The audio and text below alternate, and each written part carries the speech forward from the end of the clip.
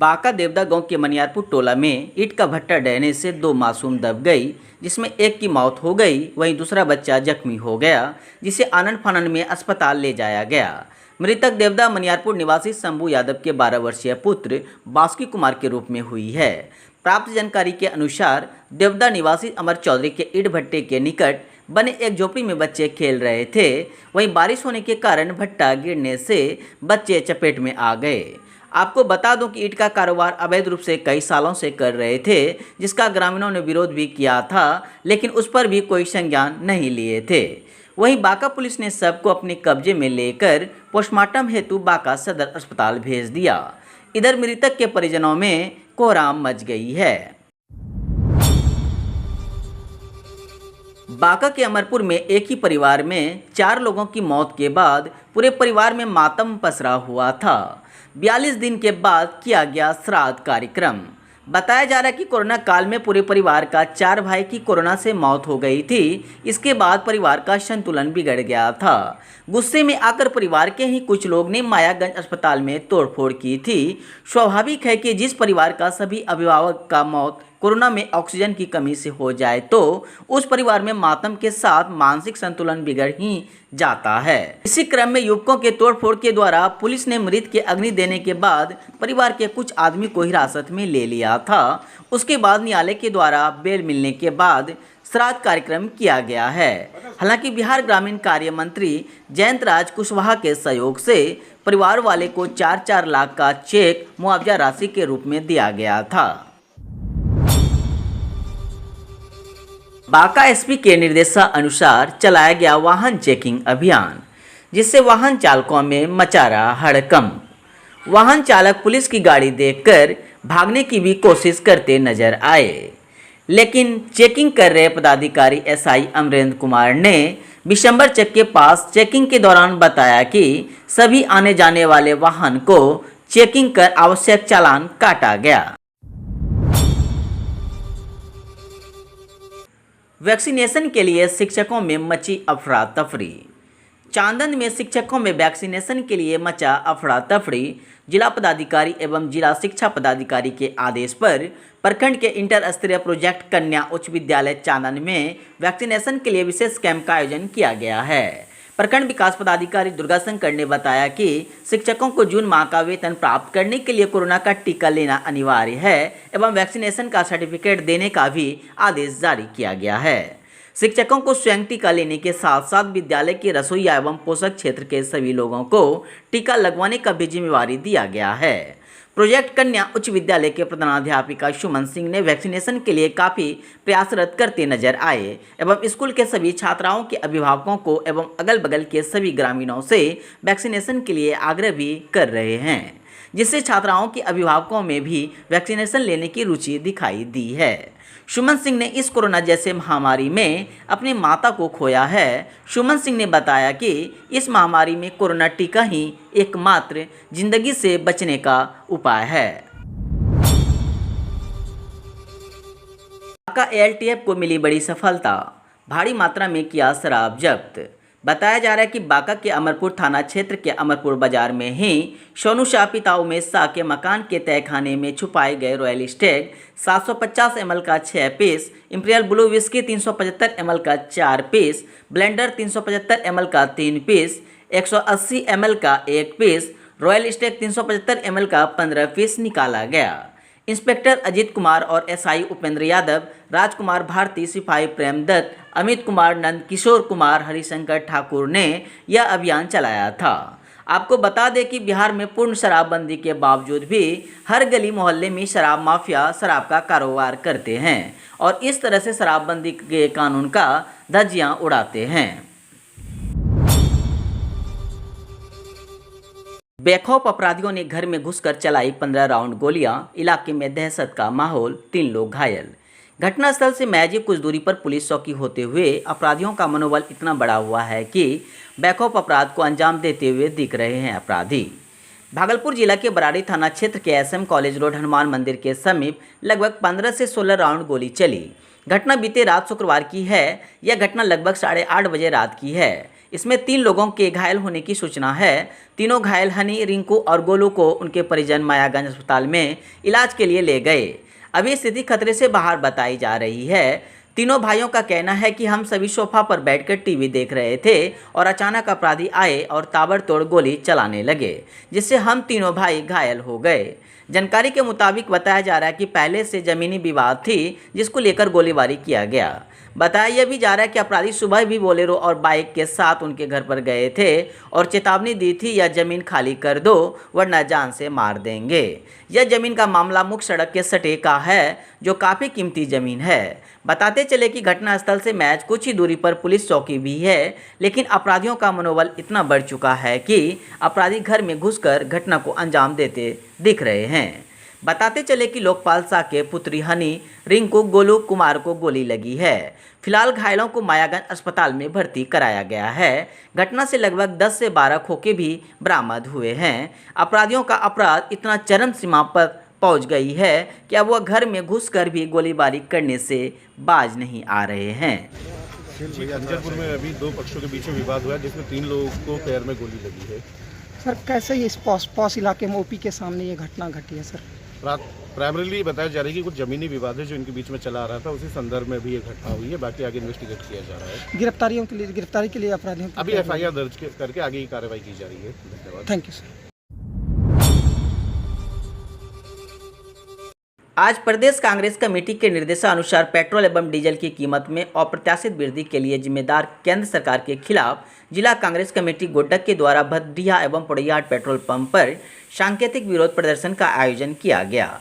इस कार्यक्रम की अध्यक्षता जिला कांग्रेस कमेटी के अध्यक्ष श्री दिनेश प्रसाद यादव के द्वारा की गई। इस कार्यक्रम में मुख्य रूप से माननीय विधायक श्री प्रदीप यादव उपस्थित रहे एवं उनके साथ मनोज यादव, श्रीकांत राय, शैलेंद्र यादव, जोसेफ बेसरा, अनिल सोरेन, अजय शर्मा आदि कार्यक्रम में उपस्थित कांग्रेस जनों के द्वारा केंद्र सरकार के विरोध में बढ़ी हुई दरों के खिलाफ नारेबाजी की गई।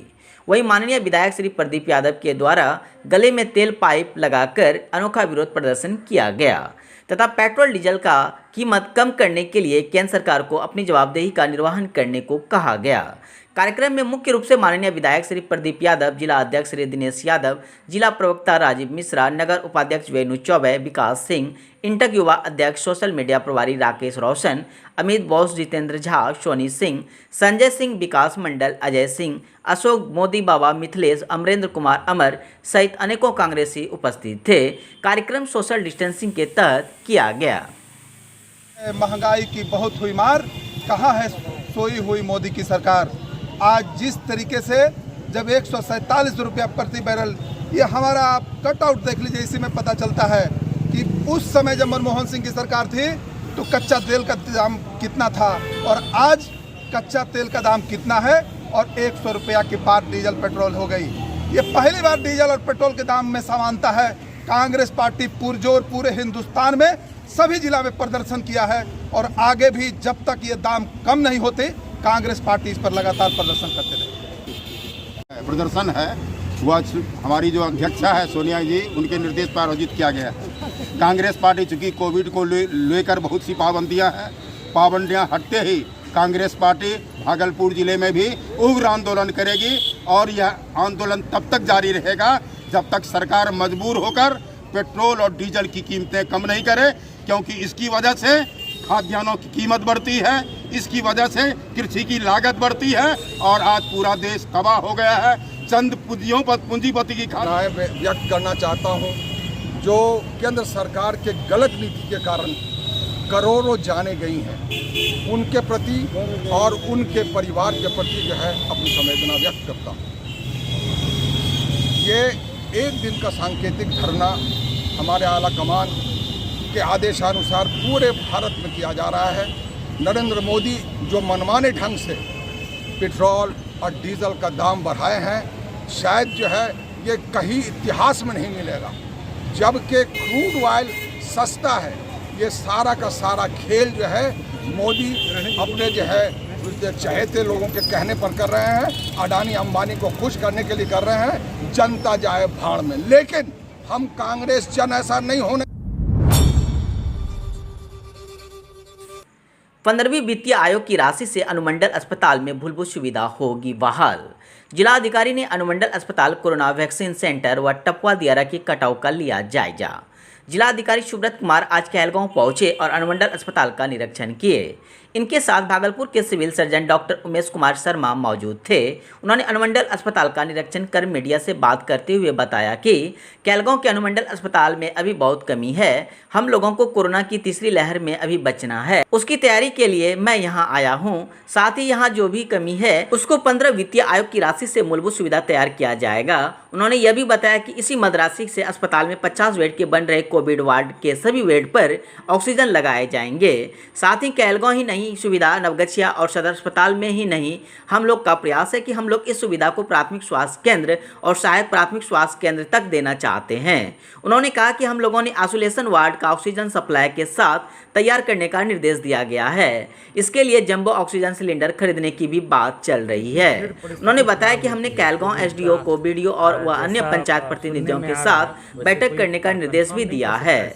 इसके अलावा फ्लोमीटर, जंबो सिलेंडर आदि खरीदकर तीसरी लहर के लिए हम लोग पूरी तरह तैयारी के साथ रहे, जिससे ज्यादा से ज्यादा लोगों की जान बचाई जा सके। वैक्सीनेशन के संदर्भ में जिलाधिकारी ने बताया कि 18 से 44 वर्ष के लोगों में कोरोना वैक्सीन को लेकर काफी उत्साह देखा जा रहा है। मौके पर एसडीओ, सिविल सर्जन के साथ कई पदाधिकारी गण मौजूद थे। करवा रहे हैं जो 15वें वित्त आयोग का पैसा मिला है, तो अभी हमने बीडीओ को भी बोला है कि जल्दी से मीटिंग करके और जो अपग्रेडेशन होना है, यहाँ तो पहले से एएनएम स्कूल में आइसोलेशन वार्ड चल रहा है, बेड्स भी हैं इनके पास एक्स्ट्रा 50, तो उनको लगवा करके ऑक्सीजन सिलेंडर्स खरीदवा लें, फ्लोमीटर खरीदवा लें, और अगर किसी सामग्री की आवश्यकता है तो 15वें वित्त की राशि से उसको खरीद करके और बिल्कुल तैयारी के कंडीशन में रखें कि अगर परिस्थिति खराब होती है तो हम लोग बिल्कुल तैयार रहें और लोगों की जान बचाई जा सके। क्योंकि हम लोग ये देख रहे हैं कि कई लोग जो होम आइसोलेशन में रहते हैं, बिल्कुल लास्ट मोमेंट में जब तबीयत खराब हुई तब वो अस्पताल की तरफ मतलब अचानक से अफरा तफरी में वो भागते हैं। तो उनको अगर नज़दीकी अस्पताल में ही ऑक्सीजन दे दिया जाए, बेसिक दवा दे दी जाए, तो स्टेबलाइज हो जाते हैं, जान बच जाती है। इसीलिए इस बार हम लोगों का जो उद्देश्य है कि सीएससी और referral hospital, sub divisional hospital को तो करना ही है, जो हम लोगों का कहलगांव और नवगछिया का है, वहाँ हम लोग 50-50 बेड का सारे बेड पे ऑक्सीजन सप्लाई के साथ ये हम लोग तैयारी कर रहे हैं। और कुछ जो अपलिफ्टमेंट का अस्पताल का काम हो कि कहीं अगर छत खराब है या बाथरूम का निर्माण कराया जाना है, तो वो सब भी 15वें वित्त आयोग के राशि से कराया जाएगा। तो इसी के लिए आज हम लोग आए हुए हैं। और दूसरा है वैक्सीनेशन को लेकर के, तो 18 से 44 साल के लोगों में तो काफ़ी उत्साह है। उसमें जैसे जैसे हम लोगों को वैक्सीन मिल रहा है, लोगों को काफ़ी संख्या में हम लोग वैक्सीनेट करा रहे हैं। 45 प्लस में जो है लोगों में उत्साह की कमी है, और कुछ लोग जो है, कुछ लोगों में भ्रांति भी आप कह सकते हैं। तो हम लोग गांव में भी जा कर के देख रहे हैं, और लोगों को किसी तरह के अफवाह पे ध्यान नहीं देना चाहिए, यही मेरी अपील है। और वैक्सीन बिल्कुल सेफ़ है। हम लोगों ने, सब लोगों ने 2 डोज लगाया है, और यही कारण है कि हम लोग फील्ड में रहते हैं, बाहर निकलते भी हैं। जिस समय कोरोना पीक पे था तो किसी तरह का किसी को बहुत समस्या नहीं हुई। अगर कोविड किसी को हुआ भी तो वो प्राण घातक नहीं हुआ, सिम्टम जो है बहुत कम रहा और लोग जल्दी ठीक हो गए। तो सभी लोगों को वैक्सीन लेना चाहिए, और जब भी सेकेंड डोज का टाइम आए उस समय सेकेंड डोज लगवाएं। लेकिन फर्स्ट डोज जिन लोगों ने नहीं लिया है उनसे मेरी अपील होगी कि अगर वो 45 साल से उम्र के ज़्यादा लोग हैं तो वो निश्चित रूप से अपने नज़दीकी केंद्र पर जाकर के वैक्सीनेट करवाएं। और अब गाड़ियां भी घूम रही है गांव में, जो हम लोगों का टीका एक्सप्रेस है वो घूम रहा है। वो गाड़ियां भी गांव में आपके बिल्कुल घर के पास जा रहा है। वहां आपको जा कर के अपने परिवार के सभी लोगों के साथ, जो लोग एलिजिबल हैं, उनको टीका लगवाना चाहिए। पुलिस जिला नवगछिया अनुमंडल अंतर्गत गोपालपुर पुलिस को बड़ी सफलता हाथ लगी है, जब गंभीर अपराध की योजना बना रहे कुख्यात अपराधी को 2 देसी कट्टा, 46 चक्र जिंदा गोली और 2 मोबाइल के साथ रंगे हाथ गिरफ्तार कर लिया है।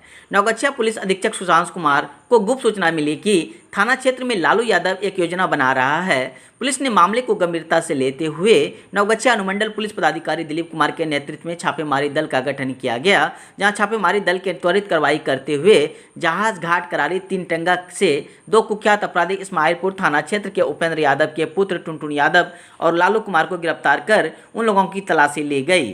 तलाशी के दौरान 2 लोडेड देसी हथियार और 40 जिंदा कारतूस, 2 मोबाइल बरामद किया गया है। वहीं इस संबंध में गोपालपुर थाना कांड संख्या 245/221 धारा 25BA 2635 दर्ज किया गया है। गिरफ्तार दोनों अपराधी का पुराना इतिहास रहा है। छापेमारी के दौरान गोपालपुर थाना अध्यक्ष नीरज कुमार, नवीन कुमार, दिनेश कुमार सिपाही, राजा राम कुमार सिपाही, अखिलेश कुमार और सिपाही अशोक कुमार शामिल थे। वह नवगछिया एसपी सुशांत कुमार सरोज ने प्रेस कॉन्फ्रेंस कर टीम में सभी शामिल पुलिस पदाधिकारी व पुलिस कर्मियों को पुरस्कृत किया जाएगा, ऐसा कहा गया। नियमों का उल्लंघन कर जेसीबी से कराया जा रहा है मिट्टी भराई का काम, वीडियो बनाने गए पत्रकार को दी जान से मारने की धमकी। भागलपुर गौड़ाडीह थाना क्षेत्र के अंतर्गत सालपुर पंचायत कासिल गांव में पंचायत समिति की ओर से मनरेगा योजना के तहत 9,98,000 की लागत से शिवलोक धाम परिसर में मिट्टी भराई एवं फाइबर ब्लॉक ईट सोलिंग का कार्य कराया जा रहा था। लेकिन यहां नियमों का उल्लंघन करते हुए संवेदकों द्वारा मजदूर से काम कराने की बजाय जेसीबी और ट्रैक्टर द्वारा मिट्टी भराई का कार्य कराया जा रहा था।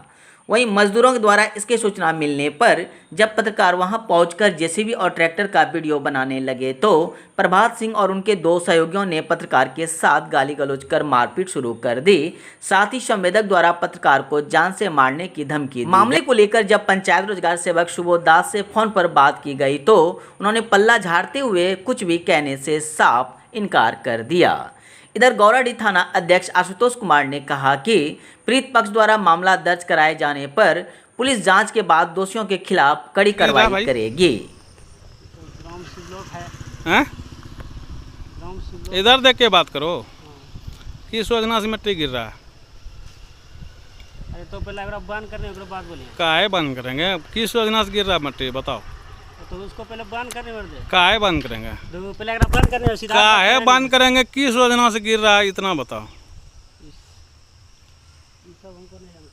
मनरेगा से है? नहीं है।